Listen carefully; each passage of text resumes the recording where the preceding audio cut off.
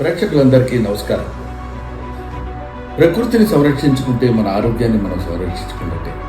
ప్రకృతిహితమైన గృహాలను IGBC certify చేస్తుంది.